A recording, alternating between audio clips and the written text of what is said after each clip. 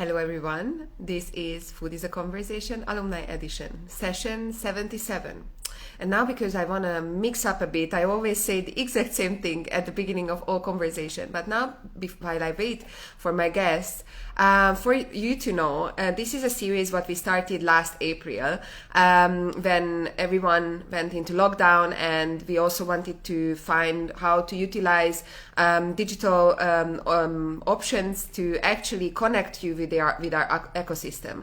And as you know, our ecosystem is global and includes not only food system actors who have been our partners or clients or those who we actually worked with before, but most importantly, our ecosystem also includes our alumni network. And I myself also graduated from one of the educational programs what Future Food organized. That was the Food Innovation Master Program. And besides that, there are plenty of educational programs what we have run, let them be summer schools or master program, or now the Food and Climate Change with FAO. And why is it important? Future Food has three main pillars, what is represented in every activity, every structure. Hi, Anmol. Hi. How are you? Good. How are you? Very good. Just quickly finish the intro and then we can continue. So I was saying that Future Food has three main pillars in every activity what we do. Let it be projects with corporates or other food system actors or research initiatives. We always focus on knowledge and education. Under that umbrella, you can find a Future Food Academy, and I would like to invite everyone to visit the website and see what programs and initiatives we run. Then the other part is community. We also have physical spaces where we believe it's important to involve the community, let them be only consumers. You don't need to be an active member of the food value chain to take action. We all have a connection to food through consumption. So these living labs are physical spaces where we give a space for food innovators and everyone who would like to connect to a more sustainable food future. And finally, innovation, research and development. And that's very important that in Bologna, in our living lab, we have our team, the food alchemist team, who is sitting there and experimenting how to use discards and surplus and other, how to build new innovative food products. And they work very closely with our innovation team, who are mainly based in the US, but also with our Climate Shaper network, which is global. We actually have a food everywhere. So if someone wants to have a rather global overview of something, we already have our food and climate shapers who we can activate to actually connect the dots in our global food system. So these sessions are exactly for that reason. We would like you to get to know these climate shapers, and these are very casual conversations around 20 to 30 minutes where you will get to know them, how they join the network, how is their local food system, and what kind of actions are they taking to change our current status quo. So now, without taking up too much time, I would like to hand over to my guest. Anmol, please tell us where you're dialing in from, introduce yourself, and explain how did you end up on the Digital Bootcamp this March? Right. Hi, guys. I'm Anmol. I am actually from India.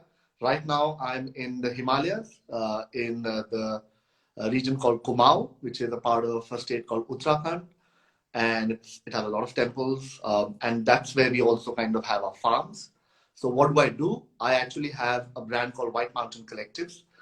We work with spice farmers. We also work with beverage specialists, and we create beverages as well as different sorts of spices, and we sell those in India. Our primary focus is turmeric. We started with turmeric, and all our beverages are also infused with turmeric right now. So we are kind of experimenting with different spices and how spices can kind of create different sorts of drinks. So that's how, but it's not very new. So if you know gin always uses some sorts of spices and herbs. For example, Bombay Sapphire, a big well-known brand, has used a lot of herbs since time immemorial. So again, spices are essential ingredients, we believe, in creating great drinks. So how did you hear about the boot camp? So, a former alumni of yours, Takshma, she was part of your boot camp, and I used to kind of see the sort of boot camp live seminars like this, and a lot of other sort of sessions. I was pretty intrigued by what you guys are doing, and then I kind of dialed into different people all across your network to understand what is it all about. And then I was very fascinated by the different sorts of sessions you have. The session on taste, for example, which I did with Peter Klosse, which was one of the best sessions to understand, what is taste, how important is flavor richness, how important is flavor intensity, and what is mouth contraction, and so those sort of things. Again, so some of them I saw them, and I of course wanted to kind of be a part of seminars with them directly, and I was fortunate to be a part of some mentorship sessions with people like him and others, of course, from the institute or associated with the institute. So I think that is what propelled me to kind of know more. I was also very curious as to what's happening all across the world. We are always kind of ensconced in our own little sort of countries or regions and trying to understand what's happening around us. But I think that becomes a well, and you kind of need to kind of go out of that well to kind of know what's happening all over the world. And I think what you guys did was really fantastic, like sessions with FAO, specialists, sessions with food specialists, sessions with professionals, with entrepreneurs. I spoke to so many entrepreneurs, some organic, people who are selling organic spices in Europe. So it was good to kind of have that overall feel, and that's what I wanted to do when I kind of thought about joining your sessions. Amazing. So if you look at, in your case, it was actually a 5-week experience because we had Easter in between. Yeah. So what were the main learnings for you, and what were the activities, what brought the most value to you during these 5 weeks? I think the exposure, most important thing is exposure to what's happening. Because we, again, as I said, we are very ensconced in what we know about, say, even spices, or what we know about food in general, or beverages in general, and or about climate in general.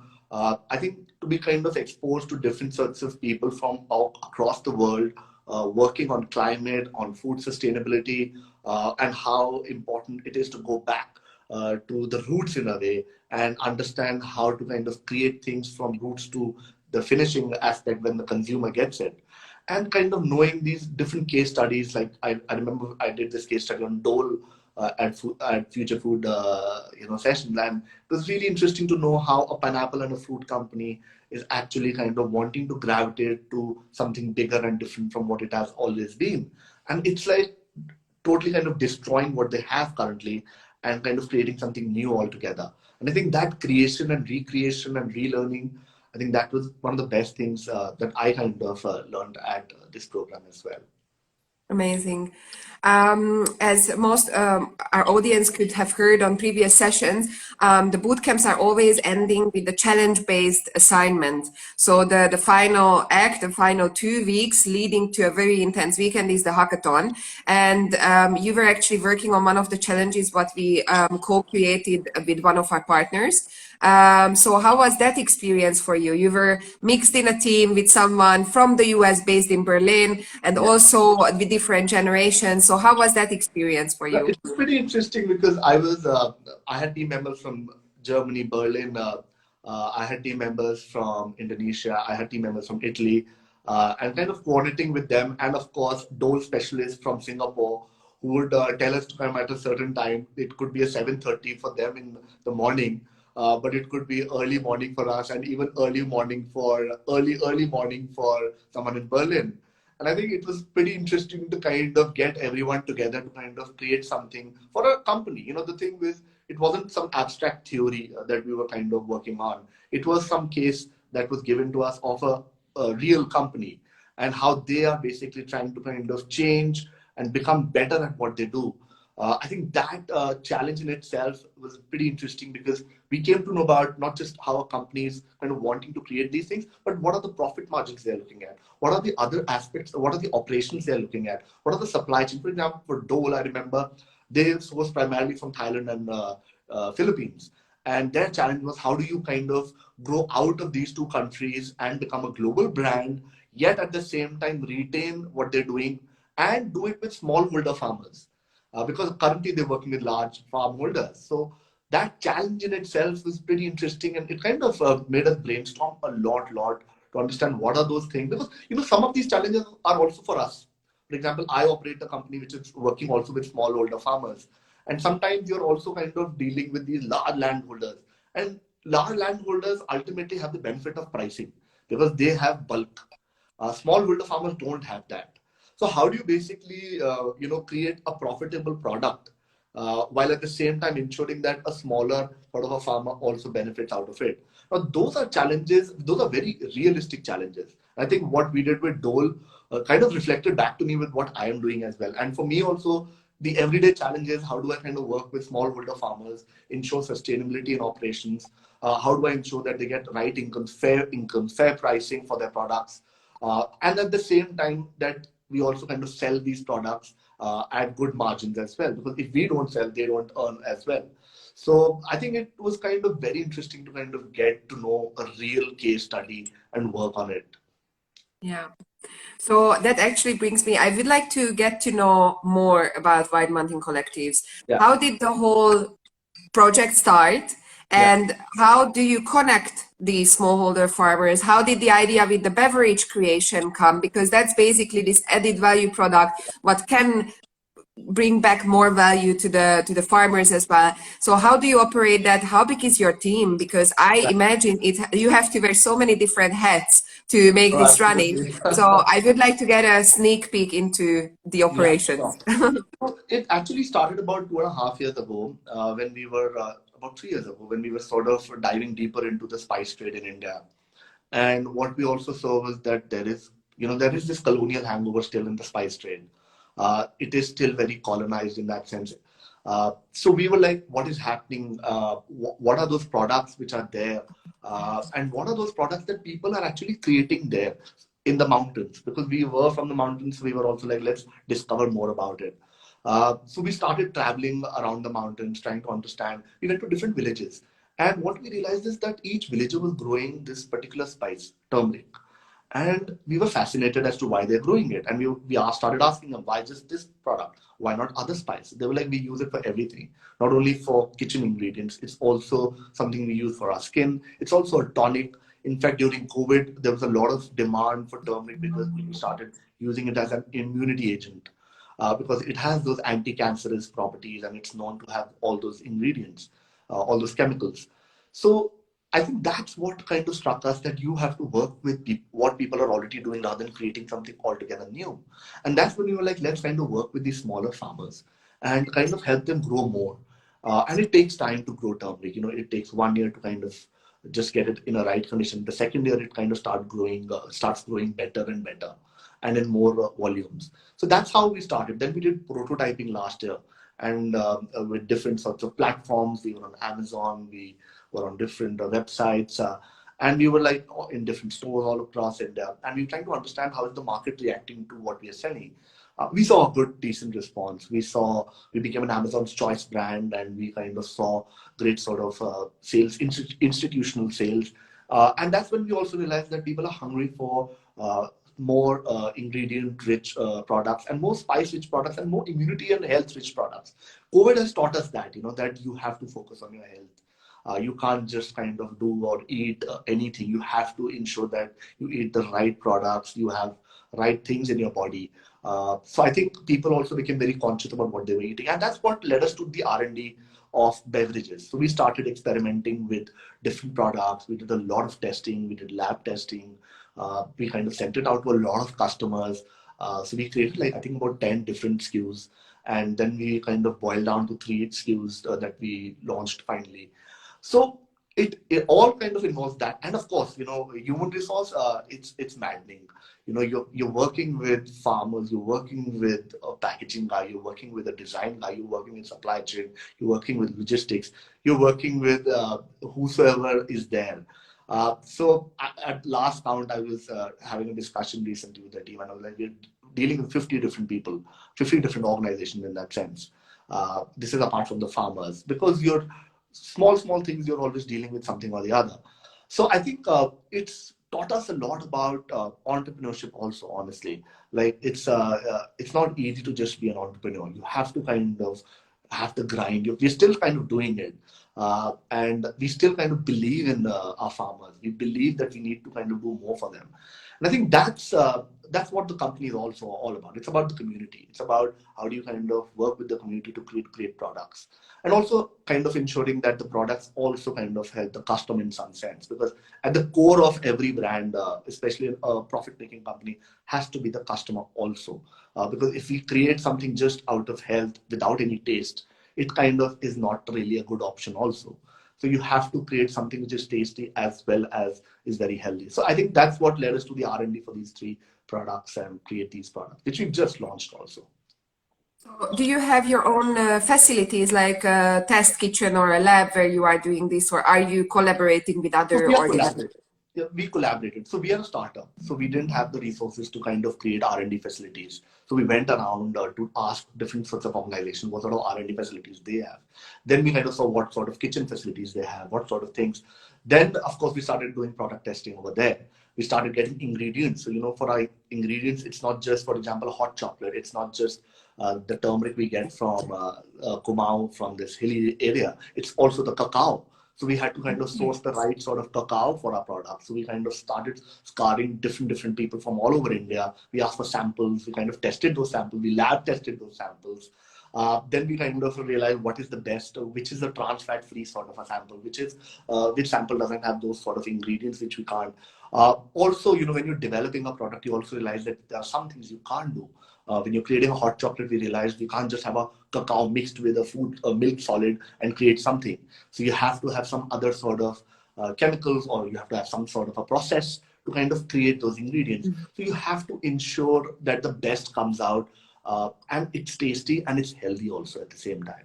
So I think for us, the entire journey of kind of creating these products is also sort of eye-opening as well in terms of product creation. And you also realize something, that you can possibly prototype more and more products as you go forward. Yeah.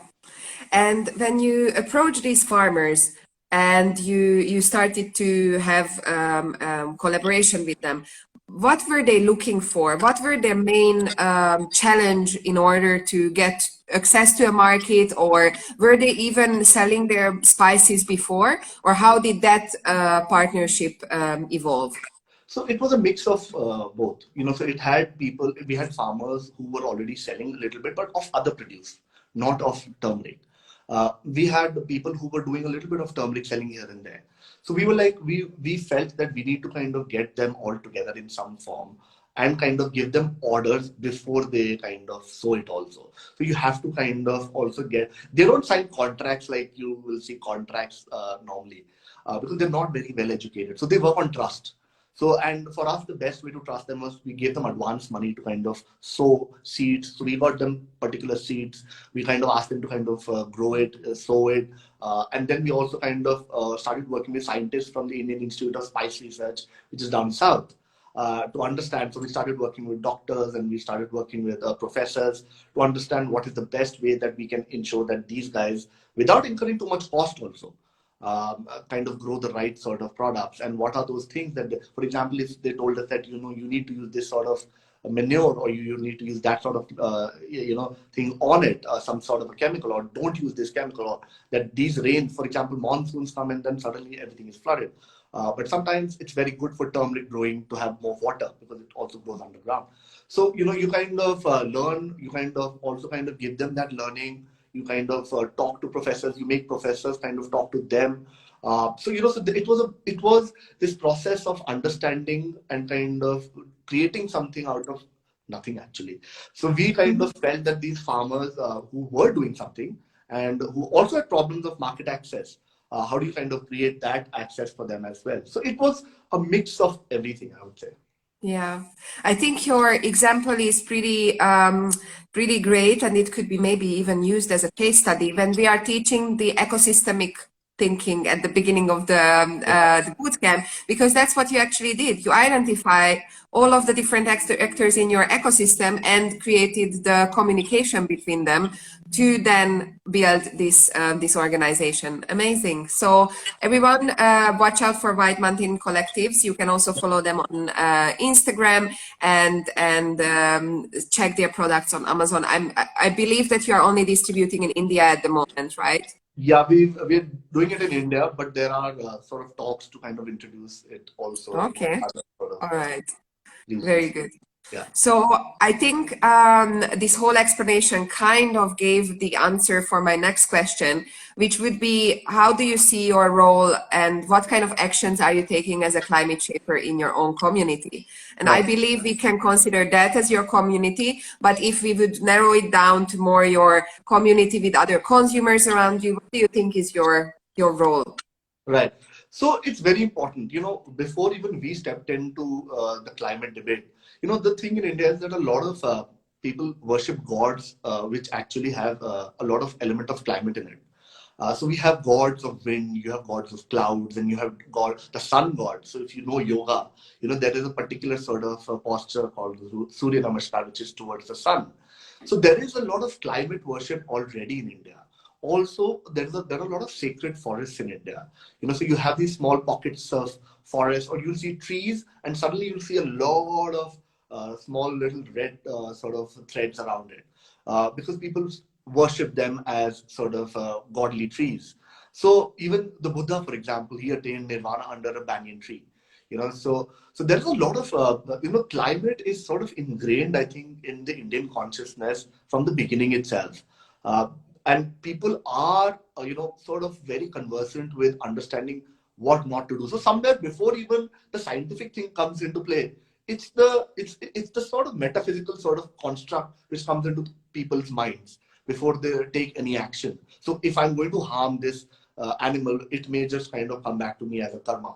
So that sort of mentality has sort of kind of also helped us, including these farmers. And in fact, I would say they are even more conscious than all of us about the climate, because they understand, if there is a cloud burst, and, there is a place very close by which had a cloud burst very recently, they understand that, you can't really kind of keep destroying soil everywhere, because the more you sort of degrade those sort of soil, in any part of the state, it kind of can lead to landslides, and landslides can lead to loss of life, loss of livelihoods. So you have to be very, very conscious about what you're growing. So even here, even the water they would use, even the sort of anything that they would kind of do, it was all sort of so climate friendly that I was shocked that these guys know so much about the climate that even I don't know about. I think it's also because they rely so much on it, right? I think the difference between a farmer and a city dweller is that for them, climate change was this, oh yeah, that exists, but I don't know how it influences my life. That's why it doesn't so much exist. I think that kind of ignorance can be still actually realized, but those whose livelihood is influenced by climate change, obviously they will maybe even more consciously reconnect to those systemic changes. Yeah, Absolutely. In fact, definitely. the monsoons in itself, they're not sort of dependent so much on water coming to them from different sort of sources, which are like piped water and all that. They depend a lot on climate. They depend a lot on season. So, for example, if it's a monsoon, they're waiting for the monsoons to come on time. They're waiting for the monsoons to go away on time as well. So they want, so they understand when to sow their crops. They sow it as per the season as well. So I think a lot of climate sort of, thinking, I would say, should come from them. It comes from them actually, and we need to kind of stop imposing our sort of climate sort of mentality on them. Also, is what I realized, that we come from this mindset that we are climate shapers and we know everything about the climate. We've seen some documentaries, or we've done some studies on climate change and this and that. But these guys know something which we don't know. So I think very important for us to understand that ecosystem in our lives, and how that sort of kind of also plays a big role. And what are the reverse learnings from them that we can kind of use in our lives? And I think that is, even the water, for example, the water they drink is very mineral rich. They don't use any filtered water or anything like that. so the crops also grow very mineral rich. So there is that thing. So, for example, there is a turmeric that we've recently launched. It's called the Lacadong turmeric. It's grown in the hills. Again, it is very rich in curcumin. Now, it's only the soil, as the French call it the terroir of the place, right? So I think it's the terroir, even for spices. We've spoken about coffee and we've spoken about wine terroirs. Spices are also dependent a lot on the climate, the entire ecosystem around it, the land, the weather. So everything affects it. In fact, there are some spices which are now being applied for GI by different governments in India, so that there is that geographical indication tag, just like champagne has in France, for these spices to preserve it, and so that nobody else sort of kind of just takes away the legumes and plants it in some other part of the world and says this is our spice, because it is also about livelihood creation and also livelihood sort of balance. So yeah, definitely. Yeah. So Anmol, I have always one question I ask everyone to close our conversation, and that's how you imagine your preferred food future. And here you can be utopistic and disregard all of the barriers we have, but you can also stay realistic. It's up to you. I think what's important for all of us all over the world right now is to kind of focus on natural foods as much as we can. I think there is a lot of strength in natural foods because they're part of nature. Even when we were doing this R&D for these new products, we were like, we don't want to make it any artificial, as less artificial as possible. For example, I'm in the hills right now. When I came here, I was like, let's put a filter over here because the water might be bad to drink. But then I realized the water is very rich in different minerals, potassium, sodium, and I should be kind of onto it. So I think more and more people should gravitate towards that sort of a future. Also, I think more and more people should kind of go and visit a lot of farms, a lot of farmers. I think that's we've spoken about, we've spoken about ecotourism and we've spoken about, different sort of tourism. I think agri-tourism is something that people should sort of think about. Like, what is it? Where is their product coming from? What is it that they're eating? How is it sown? So I think somewhere, more and more sort of, connection with nature is important. I think that sort of is a crux. That is my utopian sort of dream, that people become as nature conscious as possible. What we're going through in the world right now with COVID and all things, somewhere it could also have been nature. Like people are saying that, it could have been maybe somebody eating bats and this and that, but I don't know about that. Or somebody says labs right now. But again, it's about how do you kind of protect nature? You don't play with nature, I think. So I think that, and that's part of climate, that's part of food, that's part of everything. Even disposing of your previous cell phones that you buy and all that, think about it. How is it climate friendly? There are organizations which actually kind of recycle that also. So how can we be more nature conscious and how can we kind of manage that in our own personal life? I think it's a personal thing that every one of us should sort of focus on. Yes. Thank you so much, Anmol. That was an amazing closing word for the session. Thank you for joining me this morning or your lunchtime. And for the audience, if you didn't have the chance to listen to us from the beginning, don't worry, because the conversation will be posted on IGTV right now. And please go over to our Future Food Alumni page, where you will see all of the different profiles we already featured, along with Anmol tomorrow as well. And stay tuned, because the next conversation is next Tuesday, and as you could hear, our educational programs are continuously running, so I never run out of alumni to feature here. So very many more stories and food system knowledge and actions, climate actions to come. Anmol, thank you again. Have a lovely day. Had a nice conversation. Bye. Bye.